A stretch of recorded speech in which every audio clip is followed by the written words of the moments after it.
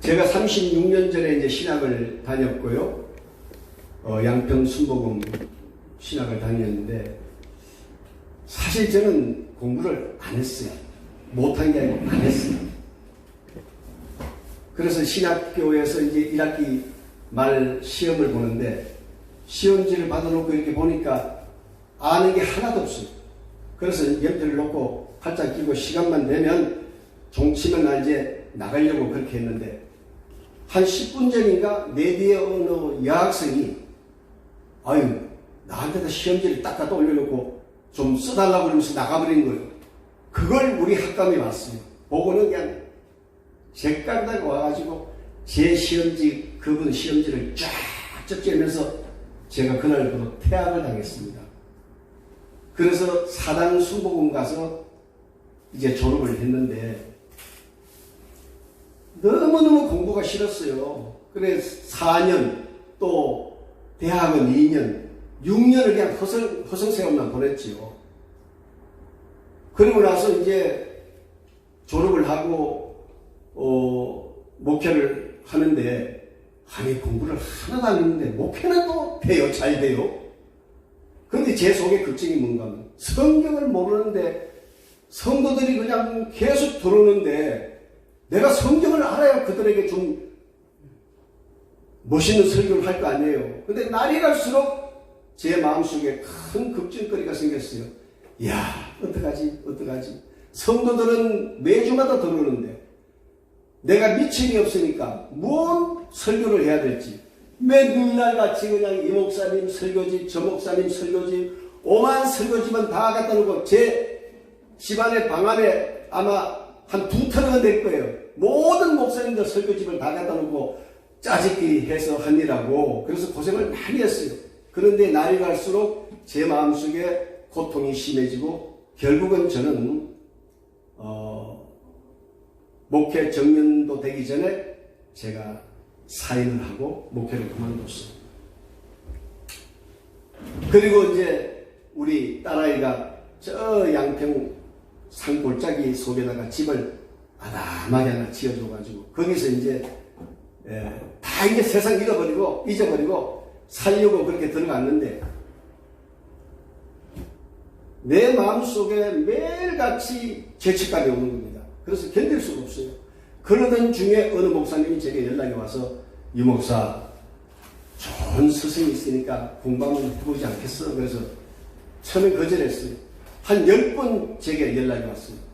그래서 그 목사님의 승리가 너무 미안해서, 그래요, 다음 주에 한번 나가겠습니다. 그래서 나갔는데 세상에 그렇게 훌륭한 목사님을 만났어요.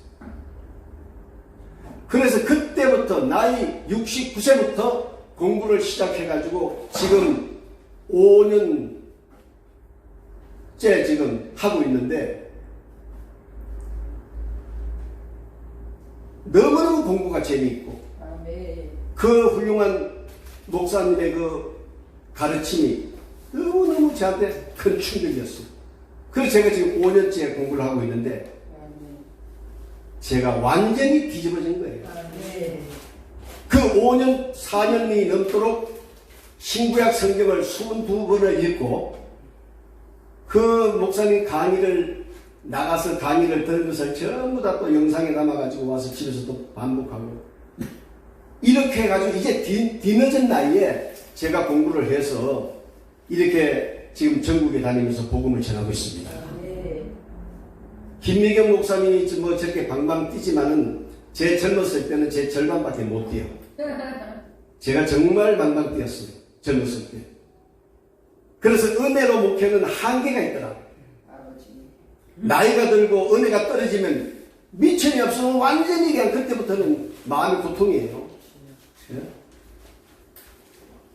그래서 우리 목사님들 앞으로 목회 사역에 제가 조금이라도 도움이 좀 되고파서 이렇게 다니는데, 여러분 은혜도 좋지만 말씀과 더불어 은혜로 목회하시기를 바랍니다. 진짜 이 말씀이 없으면요 반드시 한계가 와요. 한 20년 넘어가면 이제 여러분 한계가 올 겁니다. 그때는 정말 눈에 눈물이 찔끔찔끔 나요. 그래서 오늘 저는 여러분들한테 신구약 성경, 저는 꼭 시작을 어떻게 하는가 하면 신구약 시대를 먼저 제가 말씀을 드리고, 창조시대가 먼저 앞에 있죠. 그 다음에 족장시대가 시작이 됩니다. 그 다음에 출애굽시대가 있고요. 그 다음에 정착시대가 있어요. 그리고 왕정시대가 있어요. 왕정시대가 있고, 그 다음에 포로시대가 있지요. 그 다음에 포로 귀환시대가 있어요. 귀환시대가 있고, 그리고 400년 암흑기가 있습니다. 암흑기가 있습니다. 이게 이제 구약의 시대별 내용이에요. 창조시대, 족장시대, 출애굽시대, 정착시대, 왕정시대, 포로시대, 포로귀환시대, 암흑시대로 이제 구약이 끝이 나는데, 우리가 이 중요한 시대별 이 내용만 우리가 마음속에 담아놔도 성경이 구약 전체가 다 도록에 되어 있습니다. 그러면 이제 창조시대는 어떤 사건들, 족장시대는 어떤 사건들, 출애굽시대는 어떤 사건들, 정착시대, 왕정시대, 포로시대, 포로시대, 이것을 한 번만 더 들어가서 들여다보면 구약을 그냥 쫙 열리게 되어 있습니다. 아멘. 물론 여러분들 신학교 다닐 때 이런 교육 하셨죠? 교회신학, 그 다음에 주경신학, 그 다음에 실천신학, 그 다음에 역사신학. 이게 아마 우리 신학생들 주 내용의 교육을 받았을 거예요. 교회신학은 변정학, 논변학을 배우고, 주경신학은 하나님의 말씀을 풀이하고 해석하는 공부를 했을 것이고, 실천신학은 설교학, 목회학, 교회행전학, 선교학, 이걸 공부했을 것이고, 역사신학은 말 그대로 역사적 사실을 우리가 공부를 했을 거예요. 그런데 이렇게 우리가 지난날에 학교에서 공부를 했는데 이거 아마 기억에 남는 분들 하나도 없을 거예요. 왜 그러냐? 이게 전부 조각 우리가 공부를 했기 때문에 성경을 펼쳐보면 하나도 몰라. 성경은 우리 목회자들이 가장 중요시해야 될 것은 통일성을 찾아야 돼. 통일성을 알아야 돼. 아멘. 통일성을 놓쳐버리면 끊임없이 짜집기 설교할 수밖에 없어. 네? 오늘은 신약 갔다가 내일은 구약 갔다가 또 다음 주에는 또 계시록 갔다가 그 다음 주는 창세기 갔다가, 그러면 전하는 자도 성경 모르고 듣는 자는 더 몰라. 은혜는 받아. 은혜는 받지요. 그러나 은혜는 꽃의 향기 같아가지고 설교를 들을 때는 은혜를 듬뿍 받아. 근데 교회 문 밖에 나가면 그 꽃의 향기 같은 은혜는 다 사라진다. 근데 남는 게 없어. 남는 게 있어야 여러분 신앙생활 10년 했을 때 어느 날 이단이 와서 유혹을 해도 딱 말씀을 가지고 물리치잖아요. 말씀이 없으니까 보세요. 이번에 보니까 대한민국의 개신교회 성도들이 30만 명 이상이 누굽니까? 신천지한테 다 넘어갔어. 거기에는요, 제가 아는 장로, 권사, 목사, 전도사, 강도사, 평신도 할 것 없이 30만 명 이상이 신천지로 갔어요. 이분들 왜 갔겠어요? 목말라서 간 거예요. 거기 가서 들어보니까 기똥차거든. 기똥차입니다. 여러분, 신천지 가서 한번 말씀 들어보세요. 공부책 1방, 공부책 2방, 공부책 3방에 딱 거쳐가면 여러분들은 다 그냥 꼬꾸라지는 거예요. 다 거시시지만은 얼마나 그들이 철두철미하게 계획하고 유혹을 하면서 하천들 성도들을 가르치는지 저는 그거 다 들어봤거든요. 정말로 안 갈 수가 없어. 그래서 어떤 장로교회는 목사님과 성도들이 그냥 통째로 다 들어갔어. 교회가 통째로 넘어가기만 해도 엄청나게 많습니다. 덥다. 그리고 우리가 죽도록 여러분들 목회하면서 성도들 키워가지고 그렇게 다 보낼 거예요? 아니잖아요. 그래서 저는 성경을 통으로 볼 줄 아는 그런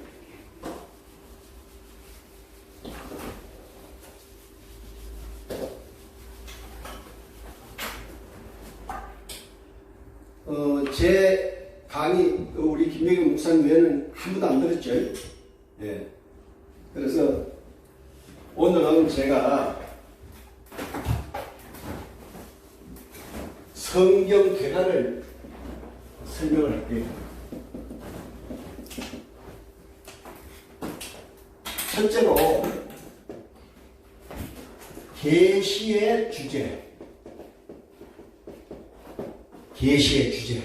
계시의 주제는 누구야? 하나님은 여호와다. 믿으십니까? 아멘. 하나님은 여호와예요. 그러면 하나님의 뜻이 뭐냐? 하나님의 뜻이 뭐냐? 이게 전능자입니다. 전능자. 그러면 전능자의 이름은 무엇이냐? 전능자의 이름은 여호와입니다. 여호와. 이 하나님께서 우리가 창세기부터 성경 말씀을 읽어보면 하나님 당신이 전능자이고 전능자이신 당신이 그 이름이 여호와라는 것을 끊임없이 우리에게 지금 말씀하고 있습니다.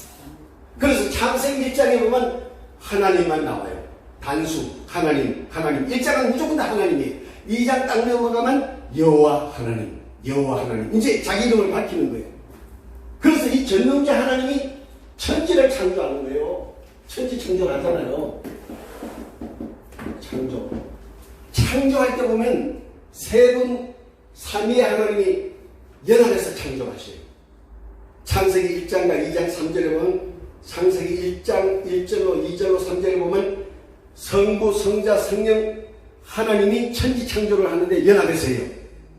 그래서 태초에 하나님이 천지와 만물을 창조하십니다.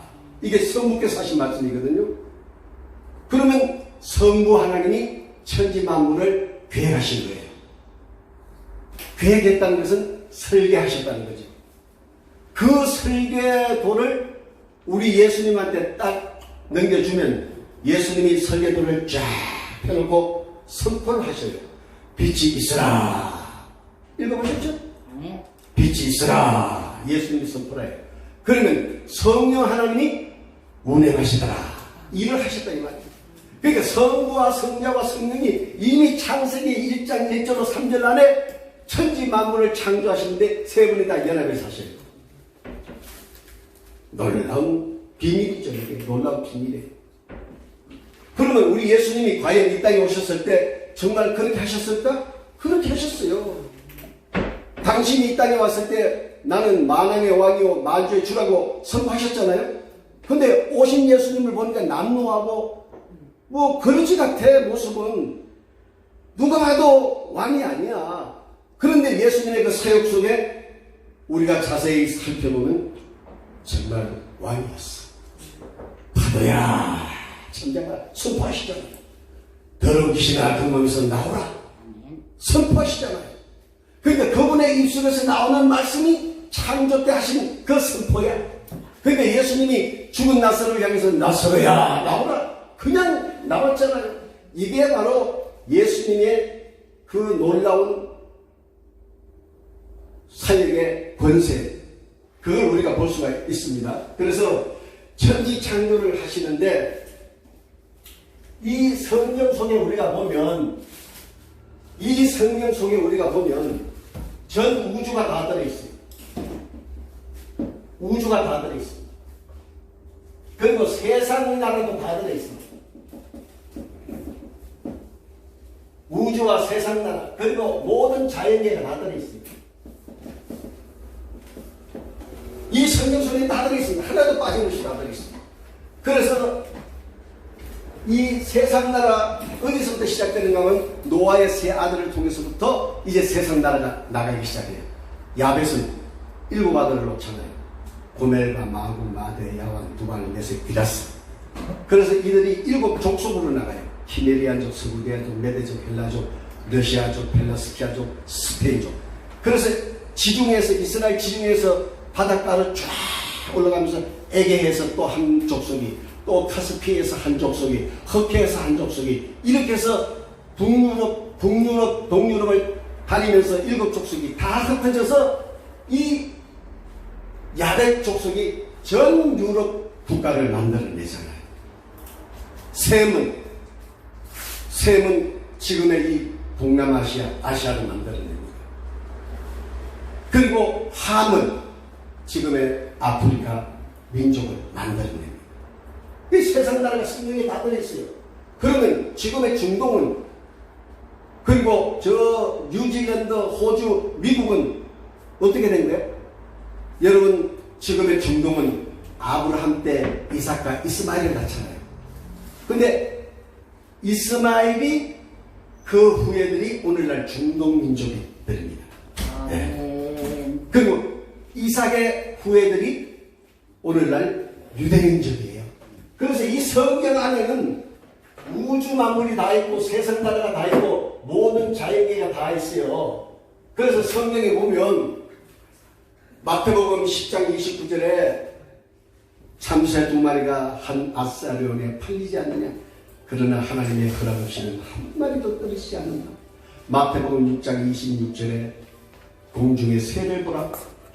심지 않고 거두지 않고 뭐 창고에 뭐 들이지도 않는다. 하나님께서 다 기르시나니 하물며 너희가 뭐냐. 또 28절에 보면은 들의 백합화를 보라.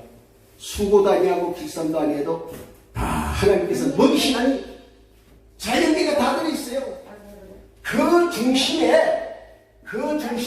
뭐가 있어요? 유대 민족이 있어요. 이스라엘 민족을 하나님께서 다 혈통을 통해서 성경에 바로 이 중심이 유대 민족이 지금 혈통이 흘러가고 있잖아요. 아담이 가인과 아벨을 낳는데 형이 동생을 죽이고 세상을 나갔어요.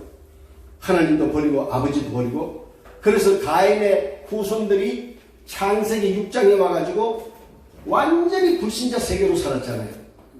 그런데 하나님이 아담에게 130세에 셋이라는 아들을 줘가지고 그 셋의 후예를 통해서 아담의 혈통이 흘러가는 거예요. 네. 그래서 셋은 에노스를 낳고, 에노스는 게난을 낳고, 게난은 마할라를 낳고, 마할라는 야렛을 낳고, 야렛은 에녹을 낳고, 에녹은 무드셀라를 낳고, 무드셀라는 라멕을 낳고, 라멕은 노아를 낳고. 이렇게 해서 혈통이, 아담의 혈통이 성경 중심을 쫙 흘러갑니다.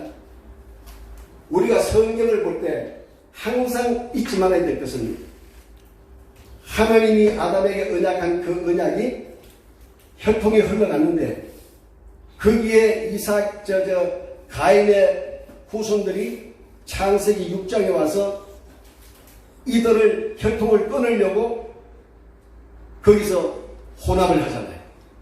그래서 하나님의 심판을 받지. 그런 가인은 누구예요? 아담의 아들이지만 그런 사단에게 붙잡혀가지고 아담의 정통 혈통을 끊으려고 6장에서 시도를 했어요. 그래서 하나님이 못 끊게 했죠. 노아의 가족만 딱 살려서 세상에 내놓죠. 이 사단과 하나님의 자녀들과의 끊임없는 그 전쟁이 성경 전체에 지금 흐르고 있습니다. 네. 사단은 혈통을 끊으려고 하고 그 혈통을 이어가는 그 후예들은 절대로 안 끊기려고 하고 이게 성과 악의 싸움이 바로 성경 전체의 핵심이에요. 네. 근데 하나님은 언제나 아담의 혈통편에 서 있기 때문에 위기가 올 때마다 건져주시고 위기가 올 때마다 건져주시는 그 하나님을 우리가 볼 수가 있습니다. 그래서 계시의 주제는 하나님은 여호와. 성경을 우리가 보면 하나님이 당신의 이름을 이 세상 우리들에게 알게 하시려고 끊임없이 당신의 이름을 여호와라고 우리가 창세기부터 구약 어딜 펼쳐도 하나님은 여호와는 하나님 나오시죠. 네. 그 다음에 두 번째 계시의 방법. 이게 감추어진 비밀이에요. 감추어진 비밀. 이게 창세기 1장 28절입니다. 이게 비밀입니다. 창세기 1장 28절. 목사님, 아담에게 하나님이 복을 주셨더라 28절에 말씀했죠? 그러면 우리가 지금까지 이건 아담에게 하나님이 복을 주셨다, 그렇게 우리가 알고 있죠? 그 이상도 그 이하도 없죠? 다 우리가 그렇게 알고 있어요. 그런데 저 1장 28절에 엄청난 비밀이 있어요. 그걸 오늘날 우리가 모르고 있었던 거예요. 하나님이 딱 문을 닫아놔버렸어요. 비밀에 딱 넣어놔버렸어요. 그런데 결국은 그 비밀을 하나님이 덜쳐내셔요. 그게 대한민국에다 덜쳐내 주신 거예요.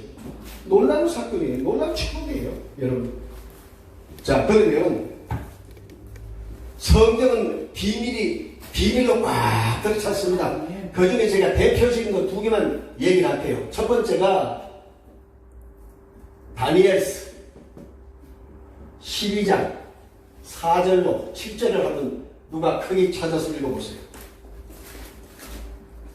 다니엘서 12장 4절로 7절까지. 다니엘아, 마지막 때에 이 말을 간수하고 이 글을 봉함하라. 많은 사람이 빨리 왕래하며 지식이 더하리라. 나 다니엘이 본즉 다른 2사람이 있어 하나는 강 이쪽 언덕에 섰고 하나는 강 저쪽의 언덕에 섰더니 그 중에 하나가 세마포 옷을 입은 자 곧 강물 위쪽에 있는 자에게 이르되 이 놀라운 일의 끝이 어느 때까지 하더냐. 7절 다 같이 시작. 내가 들은즉 그 세마포 옷을 입고 강물 위쪽에 있는 자가 자기의 좌우 손을 들어 하늘을 향하여 영원히 살아계시는 이를 가리키되 반드시 한때 두때 반때를 지나서 성도의 권세가 다 깨지기까지 그렇게 되면 이 모든 일이 다 끝나리라. 아멘. 4절에 보니까 뭐라고 말씀하셨어요? 마지막 봉함하라. 사람이 빨리 왕래하며 지식이 더하리라. 아멘. 그러니까 그 다니엘의 계시한 계시를 하나님이 봉해버렸어요. 할렐루야. 그래가지고 언제 이걸 열어주셨느냐? 요한계시록에서 열어주신 거예요. 아멘. 요한계시록에서. 그러니까 비밀이 철저히 하나님이 감춰놨죠. 그런데 이 다니엘 오늘 7절에 보니까 맹세하여 이르되 반드시 한때 두때 반때를 지나서 성도의 권세가 다 깨지기까지니 그렇게 되면 이 모든 일이 다 끝나리라 하더라. 우리끼리니까, 네? 우리끼리니까 여기 뭐 평신도 없고 얼마나 좋아요. 우리끼리니까. 목사님, 저 어디서 목회? 저 지금은 그냥 안 하세요? 네. 한 7년 하다가 목회 하세요? 안 해요. 목회 하시는 분 없어요? 다 안 해요? 예. 없네요. 그럼 목사 왜 받았대? 다른 사역하고 있어요. 다른 사역을. 이 다니엘 12장 4절 7절을 보면 하나님께서 다니엘에게 계시해 놓고는 그걸 봉하라고 했어요. 딱 봉해놨어요. 그러고 나니까 누구도 지금 못 열잖아요. 그런데 사도 요한에게 이걸 열어주는 거예요.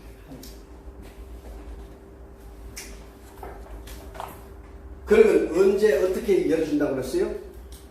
오늘 보니까 성도의 권세가 되면 그것도 그거 지금 4절 마지막 줄에 보세요. 많은 사람이 빨리 왕래하며 지식이 더하리라. 그러니까 이제 시대가 빨리 아는 시대가 오면 그때 열어준다는 거예요. 아멘. 그게 어떤 시대요? 비행기가 있고 열차가 생기고 자동차가 생기면 그때 열어준다는 거예요. 근데 그때 하나님이 열어주시는 거예요. 이게 이 다니엘서 이 1장에서부터 12장까지는 마지막 때를 하나님이 다니엘에게 다 계시한 거잖아요. 근데 그동안에 다 가둬놨다가 이제 때가 되시니까 이걸 열어주신 거예요. 근데 여기 보니까 한때, 반때, 두때. 목사님 이거 생각해 보셨어요? 반대. 뭔 내용이지? 그게 잘 몰라요. 멋있지. 나도 몰랐어. 똑같아. 우리 다 몰랐어. 이 다니엘서는요, 엄청난 비밀이 있고, 이걸 구약시대 500년, 신약시대 2000년 동안에 누구도 이걸 못 풀었어요. 당연히 우리 못 풀지요. 하나님이 우리한테 문을 열어주지 않는 이상은 모르지요. 그러면 한때, 반때, 두때라는 것은 무슨 얘기인가 하면, 한때는 1년이라는 얘기예요. 그러면 두때니까 몇 년? 2년. 반때는 6개월. 6개월. 그럼 이게 합치면 3년 6개월. 개월 수로는 42개월. 그죠? 네. 42개월. 한 달은 며칠이? 30일. 성경은 무조건 30일이에요. 우리 단에게는 31일도 있고 30도 있고 29일도 있죠. 그런데 성경에는 노아의 시대 보면 무조건 30일입니다. 그러면 곱하기 30 하면 이게 며칠이에요? 120일. 1260일. 그죠? 1260일. 236이니까요. 네. 1260일. 1260일은 곧 1260년. 왜 그럴까? 에스겔서 6장 4절을 한번 찾아봤어요. 6장 4절. 에스겔서. 너희 제단들이 황폐하고 붕괴 제단들이 다 깨뜨려질 것이며 너희는 죽음을 당하며 너희 우상 앞에 엎드러지게 할 것이다. 이스라엘 자손의 시체를 그 우상 앞에 두며 너희 해골을 너희 제단 가방 흩으리라. 내가 너희가 아니. 죄송해요. 4장 6절. 다시. 큰 소리로. 4장 6절. 에스겔서 4장 6절. 그 수가 작거든 너는 오른쪽으로 누워 유다 족속의 제약을 감당하라. 내가 내게 40일로 정하였나니 하루는 1년이니라. 뭐라고요? 하루는 1년이라. 아멘. 이게 무슨 얘기인가 하면 연일 법칙이라고 그래요. 연일 법칙. 연일 법칙이라고 하는데 성경에는 하루가 1년이다. 그러면 1260일이니까 1260년이 맞죠? 네. 또 민수기 14장 한번 찾아봐요. 34절. 민수기 14장 34절 하면 누가 큰 소리로 읽어보세요. 14장 네, 14장 34절. 너희는 그 땅을 정탐한 날 수인 40일의 하루를 1년으로 쳐서 그 40년간 너희의 죄악을 담당할지니 너희는 그제서야 내가 싫어하면 어떻게 되는지를 알리라. 아멘. 여기도 보니까 하루가 1년이라. 그거 이제 연일 법칙이라고 하는 게. 그래서 이게 1260년이 됐죠? 네. 그러면 이 안에 다 깨진다고 했어요. 그게 무슨 얘기가? 제가 잠깐 설명을 드릴게요. 예수님이 십자가에 죽으시고 부활하시고 성천하시고 난 다음에 그 다음 해에 스데반이 순교당해요. 그래서 핍박이 오니까 다 흩어졌어요. 제자들이. 그래서 로마도 가고 저 소아시아에 가서 교회 세우고 저 고린도 지금의 어디입니까? 그리스, 지금의 그리스. 그쪽에 가서 고린도 교회, 빌립보 교회, 또 터키 소아시아에 가서 7교회를 세웠는데 예수님이 십자가에 죽으시고 34년 되는 해 이때가 로마에 가서 교회들을 개척을 했어요. 그리고 100년까지 이때 박해가 엄청 심했어요. 이 34년 처음에 전 세계로 나가서 교회를 세운 이 제자들이 이때를 초기 교회 시대라고 말하고 이 100년 동안에 이 교회를 운영하는데 굉장한 박해가 심했어요. 여러분 많이 읽어보고 많이 들어봤죠? 예. 로마가 얼마나 박해냈는지. 그래서 뭐 카타콤 땅굴 속에서 그들이 살면서 교회도 하고 그랬잖아요. 그래서 10명을 잡아다가 순교시키니까 그 다음날 보니까 100명이 부르나. 100명을 순교시키니까 1000명이 부르나. 그래서 로마 황제가 손을 들어버렸어요. 그 결국은 313년에 종교 자유를 주는 거예요.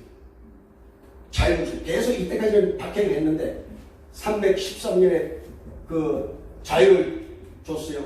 그래서 이게 세속화 시대가 된 거예요. 세속화 시대.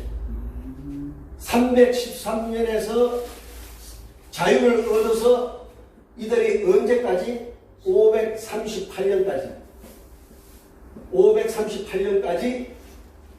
세속화 시대가 됐는데 538년이 되니까 누가 나타나는가 하면 교황이 나타나요. 교황이. 이 34년에서 313년까지 개신교회, 여러 개신교회들이 많이 있었는데 이 중에 하나가 로마 교회로 이제 칼을 쓰기 시작해요. 그래서 538년에 교황이 나타나면서 캐톨릭 교회가 탄생해요. 최초로 교황이 538년, 주후 538년에 로마 카톨릭이 다 탄생합니다. 교황이 탄생을 하자마자 무슨 짓을 하는가는 그 당시에 전 유럽 남미에 있는 개신교회들을 다 잡아 죽이기 시작합니다. 다 죽이기 시작해요. 그러다가 견디다 못해서 1517년에 무슨 일이 일어나는가 하면 마틴 루터가 종교개혁을 일으켜요. 이거 다 목숨 걸고 하는 거예요. 아멘. 근데 이 교황인 마틴 루터를 잡으려고 그렇게 군대를 풀고 해도 못 잡았어요. 왜? 하나님이 감춰놓으니까. 마틴 루터. 그리고 1798년에 무슨 일이 벌어지는가 하면 여러분 프랑스 혁명이 일어나요. 프랑스 혁명. 거기서부터는 세계사가 일어나요. 자, 이 교황이 전 유럽을 그냥 자기 발밑에다 놓고 다 밟았어. 개신교회들은 잡으면 껍데기 벗겨 죽이고 목 잘라 죽이고 화형시켜 죽이고 생매장 묻어서 죽이고 어마어마한 일을 제가 그 중세 그 역사를 다 봤거든요. 얼마나 죽인지 아세요? 개신교인들 1억 명을 죽었어요. 개신교인들이 1억 명이 죽었어요. 중세 1260년 동안에 538년부터 1798년까지 1260년을 다니엘에서 말한 것이 바로 이거 말씀하시는 거예요. 어마어마하게 죽었어요. 그 책을 보면서 그 중세 그 책을 보면서 정말 제가 놀라 까무러치게 됐어요. 근데 오늘날 교황 얘기하면 존경스러운 분, 평화를 들고 세계 평화를 외치는 분 다 우리가 그랬잖아요. 아니요. 안 그랬어요? 그건 믿음 주십시오. 아니에요. 아닌데 왜 자, 그때는 우상을 만들어? 마귀의 칼을 쓰고 직접 그 일을 했고 이제 그게 안 통하니까 지금은 양의 칼을 쓰고 평화를 가지고 나와서 모든 종교는 다 내게로 와라. 개신교도 오고 정교회도 오고 그 다음에 루터교회도 오고 뭐 불교도 오고 그 다음에 뭐 무당도 와라. 거기 다 구원이 있다. 다 끌어모으잖아요. 다 끌어모으면 그 다음에 무슨 짓을 하는가는 칼을 싹 벗어요. 그러면 중세시대 때 세상을 움직였던 그 맛을 아직까지 느끼고 있기 때문에 다시 세상을 완전히 장악합니다. 지금 교황의 몸속에는 사단이 들어가서 하나님을 철저하게 대적합니다. 그게 마지막 첫 그리스도가 교황이에요. 다니엘서 보면 4개 동물이 나오죠. 그 마지막 동물이 10뿔이 나오지요. 그 10뿔 속에 작은 뿔이 하나 나왔지요. 그 작은 뿔이 로마 교황이에요. 하나님이 그걸 이미 그 시대에 이미 다 적시를 했어. 근데 하나님의 계시는 하나도 안 틀려요. 역사 속에 중세시대 역사를 공부해보니까 하나도 안 틀리고 어쩌면 성경 계시된 대로 그대로 딱 맞아떨어져요. 이게 놀라운 거예요. 하나님이 계시는 1.1도 틀림이 없어요.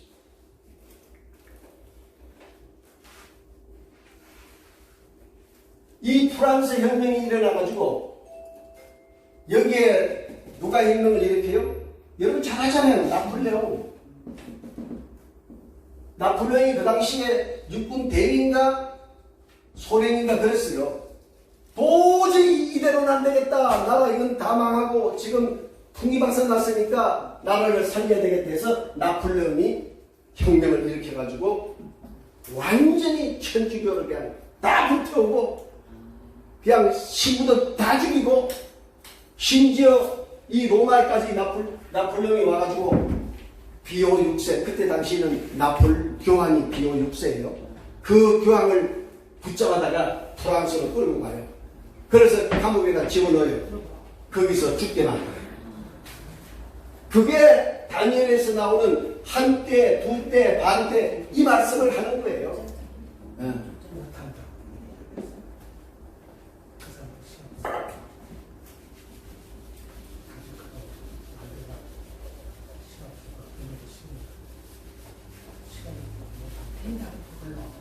이 중세, 우리 목사님들 중세 공부를 해보면, 야 정말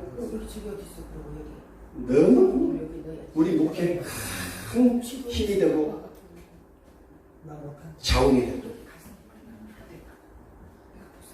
그러면 이 계시의 방법이 감추어진 비밀인데, 첫째가 다니엘서 지금 제가 말씀을 드렸고, 두 번째가 오늘 이 창세기 1장 28절, 이게 하나님의 비밀로 다 가르쳐요. 그러니까 지금까지 창세기 1장 28절에 하나님이 아담에게 복을 주셨어. 더 이상 우리가 그게 의의를 달지 않았어. 아담이 하나님께 복 받았구나. 자손의 복 받고 땅의 복을 받고 통치하는 복을 받았구나. 그걸로 끝. 그랬잖아요 우리가. 목사님 안 그랬어? 그렇죠. 그 이하도 이상 없죠. 그런데 이 비밀을 하나님이 대한민국에다 다 열어줬는데 놀라운 비밀이에요.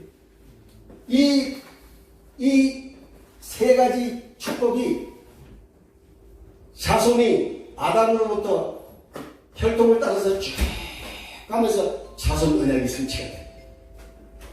그 다음에 혈통을 따라서 쭉 가면서 땅의 언약이 성취가 돼요. 그 다음에 통치의 언약도 쭉 흘러가면서 다윗이 와가지고 통치가 이루어져. 자 보세요. 아담에게 하나님이 축복했죠? 첫째 자손. 이게 어디 와서 성취가 돼요? 아브라함, 이삭, 야곱. 여기 와서 이것이 딱 성취가 됩니다. 그 다음에 두 번째 언약, 땅. 이거는 아브라함도 지나고 이삭도 지나고 야곱 지나서 모세와 여호수아에 와서 딱 성취가 돼요. 모세와 여호수아.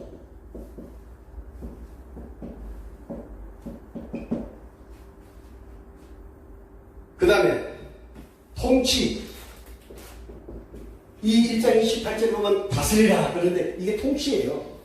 통치는 모세와 여호수아를 지나서 다윗에게 와서 성취가 돼요. 이게 성경이에요. 이게 중심이에요. 더도 덜도 없어요. 성경의 가장 중심에 이 아담에게 언약한 언약이 흘러서 혈통을 따라서 흘러서 자손이 이루어지고 땅이 이루어지고 통치가 이루어져서 드디어 이스라엘 민족이 탄생합니다. 보세요. 이게 이루어졌다는 것은 국민이 만들어진 거죠? 땅이 이루어졌다는 것은 국토가 이루어졌다는 거죠? 예. 통치자가 나왔다는 것은 국권이 생긴 거죠? 이걸 합치면 국가가 됩니다. 이런 비밀이 성경에 1장 28절에 들립니다. 그걸 우리는 지금까지 몰랐어요. 그러니까 우리가 신학교에서 이 가르치는 교수들이 모르니까 그냥 조각 이렇게 하는 거. 지금 우리 목회하면서 그거 하나도 못 써먹잖아요. 쓸 게 하나도 없잖아. 뭐 알아야 써먹지. 명장을 하지. 나도 그랬고 여러분도 그랬잖아요. 성경은 통일성을 찾아내야 돼. 통일성이 없으면 성경 모르게 돼 있어요. 이건 몰라요. 아멘.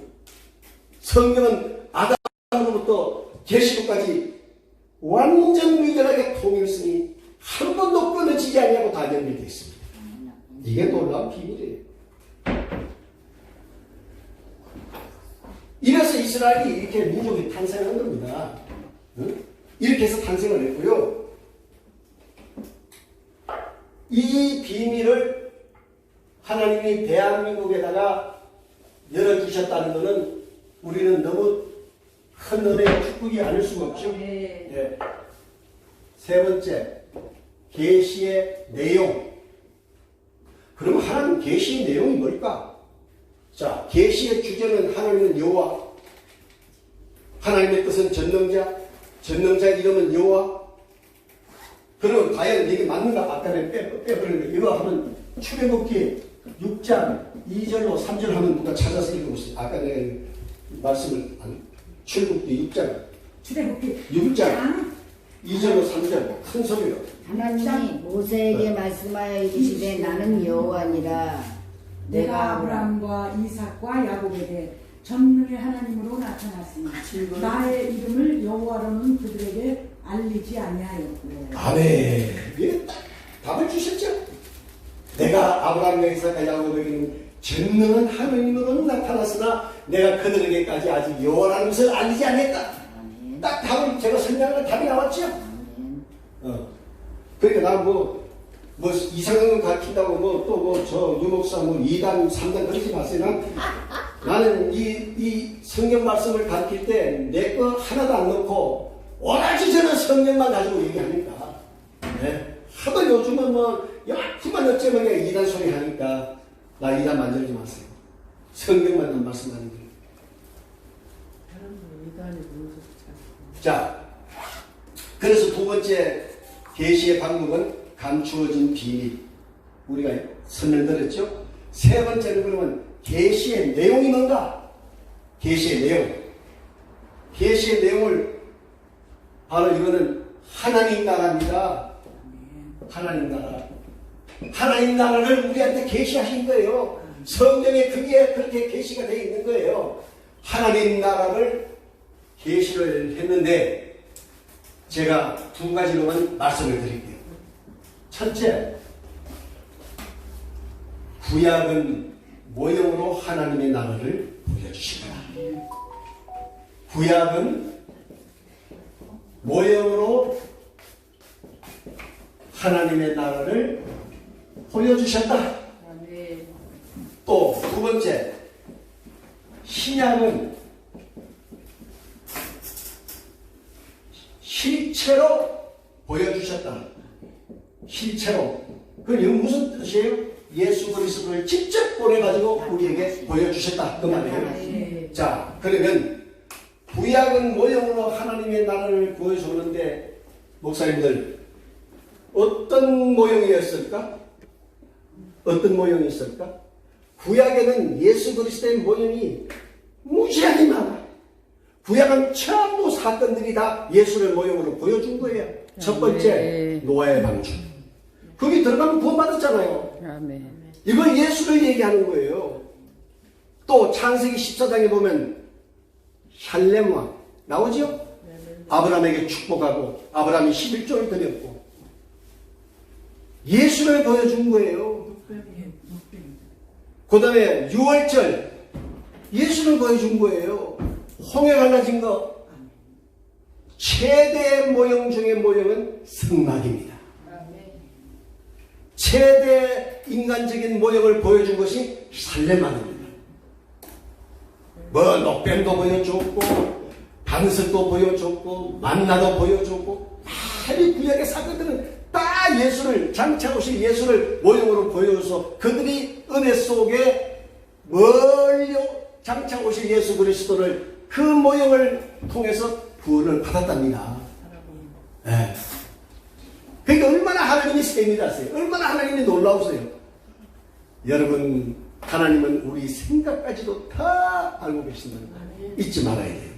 저는 이걸 모르고 목회하다가 더지게 얻어 터지고 나이 이제 69세 그때부터 공부를 하기 시작해서 이제 5년째 이제 저는 새롭게 공부하는 사람이 됐어요. 그래서 뭐 공부 이렇게 해보니까 너무 좋은 거예요. 아멘, 아멘. 너무너무 신나는 거예요. 아멘. 저는 지금도 공부를 계속 하고 있거든요. 그래서 이것을 우리 목사님들과 공유하고 싶어서 내가 김미경 목사님 보고 그랬어요. 나는 칠판만 보면 나 환장하는 사람이야. 왜? 저기다 막 쓰고 싶어가지고. 네. 이렇게 사람이 변화될 수 있을까요? 내 능력으로 됩니까? 내 친구나 부모나 아내나 누구 힘으로 되겠어요? 안 됩니다. 하나님이 강권적으로 저를 새롭게 일으켜가지고 너는 늙으마 일을 좀 해라 하고 하나님이 딱 끄집어낸 거예요. 할렐루야. 이거 놀라운 거잖아요.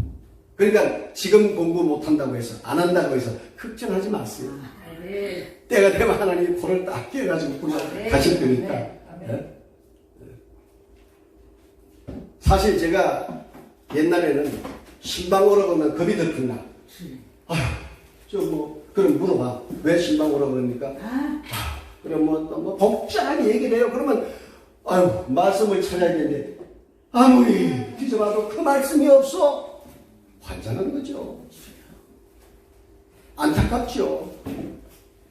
그래서 지금 저는 공부를 나이 먹어서도 세게 하고 있답니다. 세게 하고 있어요 지금 공부를.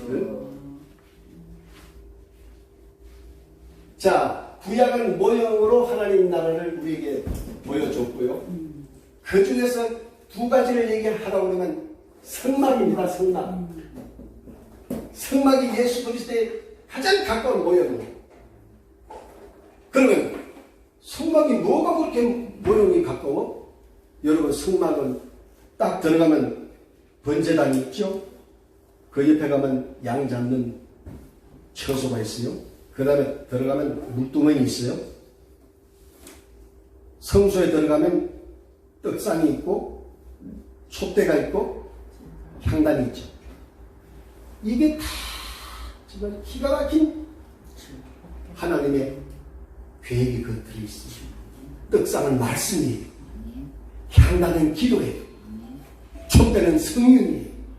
그리고 나서 지성소로 들어가려고 하니까 휘장이 딱 가로막고 있죠? 왜 휘장이 가로막았을까? 그 안에가 뭐예요? 지성소인데 벗기가 있죠? 우리는 못 들어가. 들어가면 죽어. 그 막고 있는 휘장이 바로 예수 그리스도의 모형인 것입니다. 그래서 예수님이 십자가에 죽을 때 내가 다 이루었다 선포하시니까 휘장이 쫙 깔려지고 그때부터 지성소에 누구나 다 들어갈 수가 있는 거 아니에요?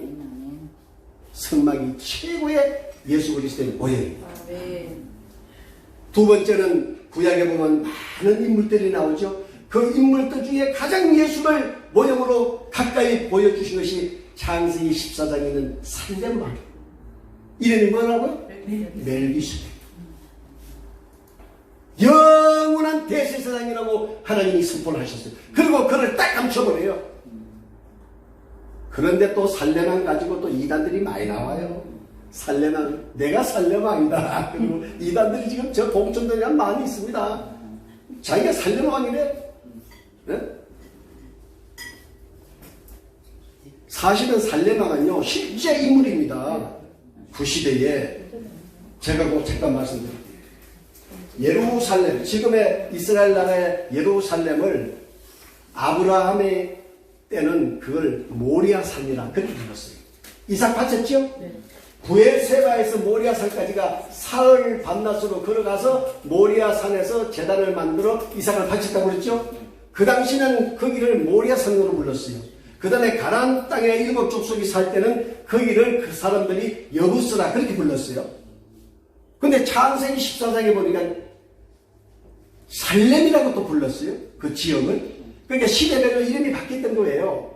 그럼 오늘날은 자, 살렘 왕이라고 그랬죠? 네. 여기다가 뭘 붙였어요? 예루살렘. 아멘. 이제는 여기는 영원한 예루살렘. 누구도 변경을 못해. 네? 그래서 오늘날 예루살렘이 된 것입니다. 자, 이렇게 해서 신약에는 그렇게 구약에서 내가 너희들에게 하나님의 아들 예수를 보내주겠다 모형으로 보여주고 그렇게 했는데도 이 백성들이 사흘이 멀다 하고 하나님을 핍박하고 힘들게 하고 지도자 모세와 아론과 여호수아를 그렇게 힘들게 했잖아요. 여러분 목회하다 보면 힘들게 하는 거 맞습니다. 저도 목회하면서 원수가 교회 바깥에 있는 것이 아니고 내 교회 안에 있었다는 것을 여러분 철저하게 아마 여러분 경험할 거예요. 할렐루야, 아멘. 할렐루야. 내 원수가 내 집안 식구니라 주님이 그냥 말씀하신 것이 아니에요. 가장 가까운 데서 내 원수가 나타나는 거예요.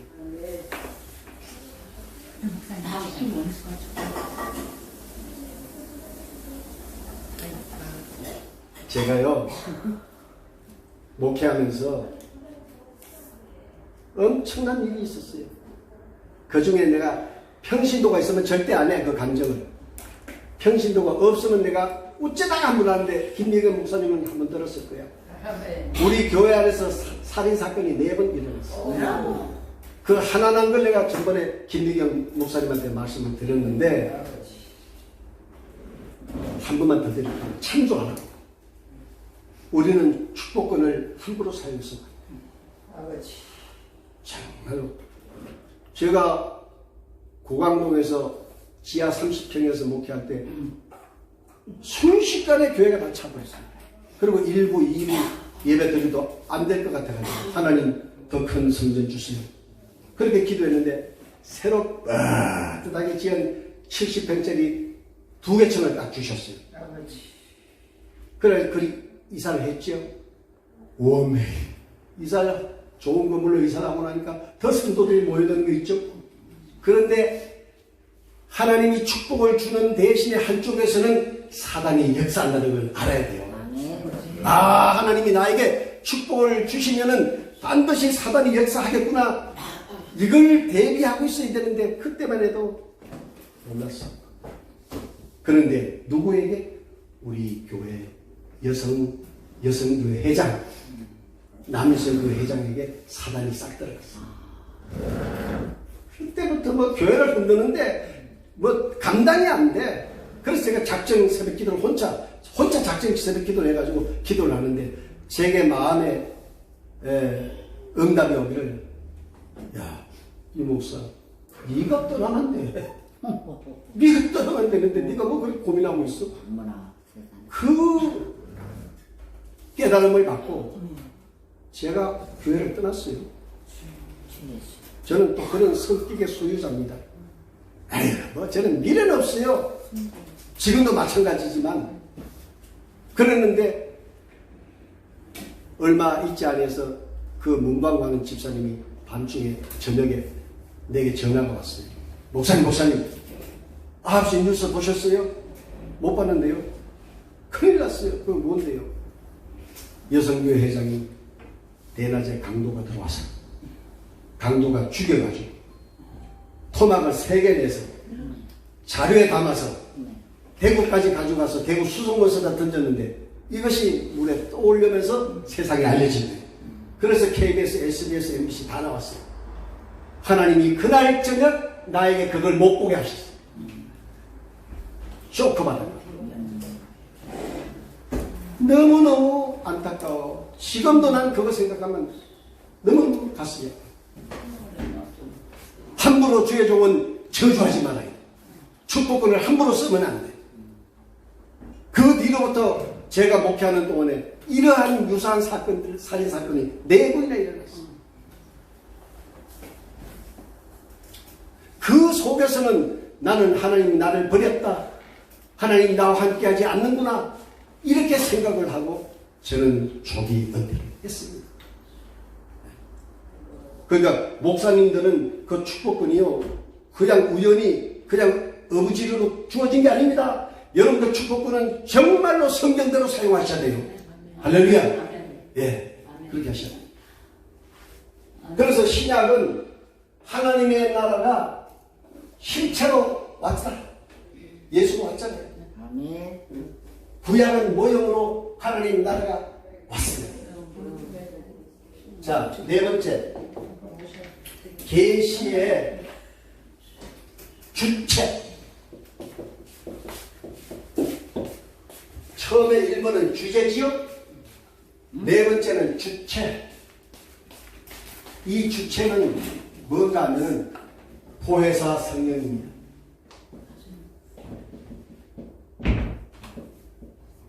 오늘 다 목사님들이기 때문에 내가 이렇게 좀 어렵게 설명을 해도 이해를 잘 하시기 바랍니다. 네. 주체는 보혜사 성령이에요. 자, 그러면 두 가지만 얘기할게요. 시간 많이 가면 안 되는데 벌써 드시죠.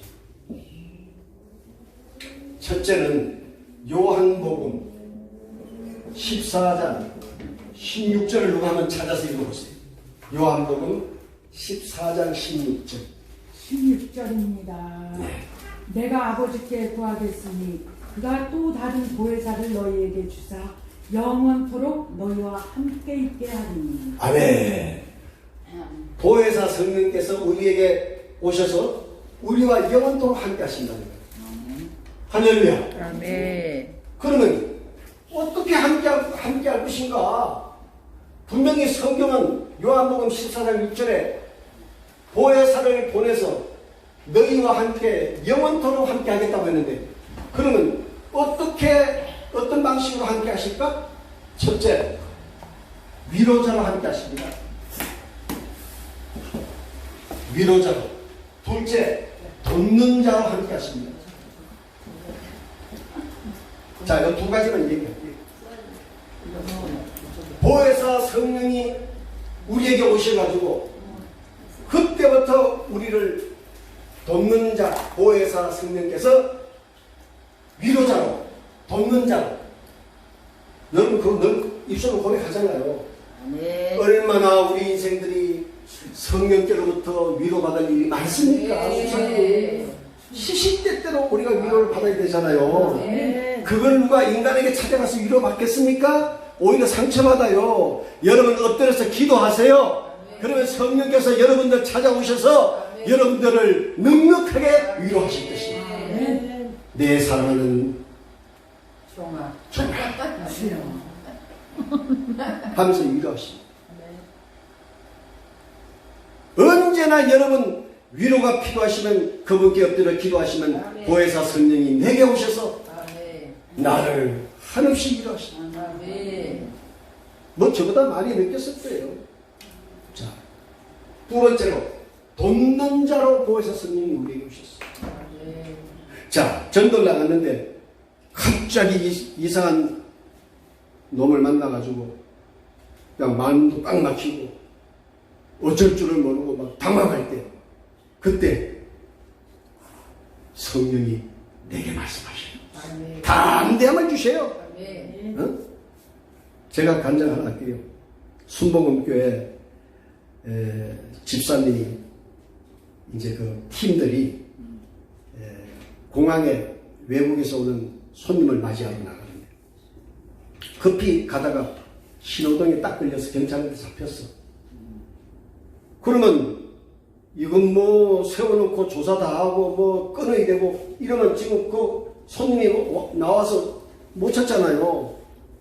그러니까 창문을 쭉 열고 교통이 와가지고 면허증 주십시오. 그 순간에 이 집사님 입에서 그냥 방언이 터져버린 거야. 와다다다다 하고 방언이 터지니까 경찰이 놀라가지고 자기 친구를 불러서 야 이거 생긴 건 한국 사람인데 야 지금 외국말 하는데 이건 너 아니 그러니까 나도 몰라. 아 이거 통과 이런 일이 실제로 있어요. 하나님이 우리를 도와주십니다. 성령님이 지금도 우리 가운데 오셔서 우리를 도와주십니다. 아멘. 걱정하지 마세요. 아멘. 그래서 이 보혜사 성령은 지금 우리에게 오셔서 우리 교회와 함께 하시고 아멘. 우리의 발걸음을 함께 하시고 아멘. 우리의 생각 속에 함께 하시고 아멘. 우리의 입술에도 보혜사 성령께서 함께 하십니다. 아멘. 네. 그래서 이 요한복음 14장 16절에는 함께 성령이 우리와 함께. 그 다음 두 번째로 요한복음 16장 26절 15장 26절 그냥 찾아요. 내가 아버지께로부터 너희에게 보낼 보혜사 곧 아버지께로부터 나오시는 진리의 성령이 오실 때 그가 나를 증언하실 것이요. 아멘. 아멘. 자, 우리의 증인이 되어주신다고 했어요. 아멘. 그러면 그냥 아무것도 안 했는데 증인 되어주실까요? 우리는 지금 이 땅에서 목회하는 동안에 그분을 위해서 우리가 증언자로 많이 일을 하잖아요. 그죠? 얼마나 많이 일을 해요. 목사님들은 예수를 믿으시오 그러면 구원을 받습니다. 예수를 믿으시오 그러면 영생을 얻습니다. 오늘날 교회에 찾아오는 많은 성도들에게 이 복음을 외치는 저와 여러분 아니겠어요? 그렇게 예수를 위해서 우리가 증거했는데 우리가 예수님 앞에 설 때 예수님께서 저와 여러분을 정 안 해주겠냐고요. 네? 해주잖아요. 당연히. 네? 우리가 법정의 사건을 보면요. 참 그런 사건이 비일비재해요. 어떤 사람이 죄를 안 지었는데 억울하게 지금 재판을 받고 있어. 근데 그 뒤에서 멀찍이 누가 하나 그 사건을 봤단 말이에요. 저 사람이 죄 안 지었는데 왜 저러지? 그러다가 이 사람이 양심의 가책을 받아가지고 어느 날 법원에 찾아갔어. 저기요, 이 사건 내가 목격자입니다 하고 정언을 딱 하니까 그 시간부로 무죄 나왔어요. 여러분, 이러한 일이 이 세상에도 비일비재하건만 아멘. 오늘 저와 여러분이 예수를 위해서 복음을 전가하는 저와 여러분, 아멘. 우리 주님 앞에 반드시 주님께서 우리를 증언하시는 놀라운 아멘. 은혜를 체험하게 될 줄로 믿습니다. 아멘. 그래서 주체는 보혜사 성령. 그 다음에 다섯 번째로 계시의 근거. 계시의 근거가 뭐냐? 이것이 하나님 작정입니다. 하나님 작정. 욥기서 23장 14절로 가보세요. 욥기서 23장 14절 큰 소리로 좀 읽어보세요. 그런즉 내가 작정한 것을 이루실 것이라 이런 아멘. 일이 그에게 많이 있느니라. 아멘. 자, 뭐라고 고백을 했어요? 그런즉 나의 작정하신 것을 이루실 것이라. 그러니까 욥의 이 신앙 고백은 놀라운 고백이에요. 뭐냐? 욥이 지금 하나님 앞에 고백하기를 나의 인생의 모든 세월은 자기의 인생은 하나님의 작정 속에 있다. 그 말이죠. 아멘. 할렐루야. 아멘. 욥이 이렇게 참 놀라운 고백을 하고 살아가고 있습니다. 참 정말. 그러면 욥이 뭐 형통 할 때는 그렇다고 쳐. 욥이 지금 다 망하고 불행할 때, 네, 고난 중에. 고난 중에 있을 때, 여러분 욥이 고난 중에 있을 때 이 고백을 했잖아요. 형통을 받아서 12아들의 많은 재물과 많은 종들과 모든 사람들이 부러워할 때 이 고백을 했다고 그러면 타당성이 있죠. 그런데 욥이 지금 이 고백이 언제 했어요? 고난 속에서 한 거예요. 23장에서 14절에서 고난 속에서 했어요. 죽음의 문턱 앞에서 욥이 지금 책 가운데 앉아가지고 깨어진 기아장 조각을 가지고 자기 온몸을 긁고 지금 언제 죽을지 모르는 그 욥이 부인도 저주하고 떠나고 친구들도 마찬가지고 온 세상이 다 욥을 버리고 돌아섰는데 오직 한 번 하나님께서 욥을 지금 주목하고 계십니다. 그러니까 그 주목을 보시고 계신 알고 있는 이 욥이 신앙 고백을 했는데 그런즉 나의 작정하신 것을 이룰 것이다. 욥의 인생 태어나는 것부터 죽는 그날까지 다 하나님이 자기를 작정한 대로 지금 끌고 갔다 이 말이에요. 그래서 이 욥이 결국은 하나님의 마음을 감동시키잖아요. 감동시키니까 어떤 일이 벌어져요? 갑절의 복을 받아요. 네. 그러니까 우리도 지금 뭐 힘들고 어려워요. 여러분 낙심 말고 불평 말고 원망 말고 주님을 더욱더 찬양하는 저와 여러분 되시기를 바랍니다. 또 뭐 이런 어느 장로님이 지난주에 나를 부르더라고.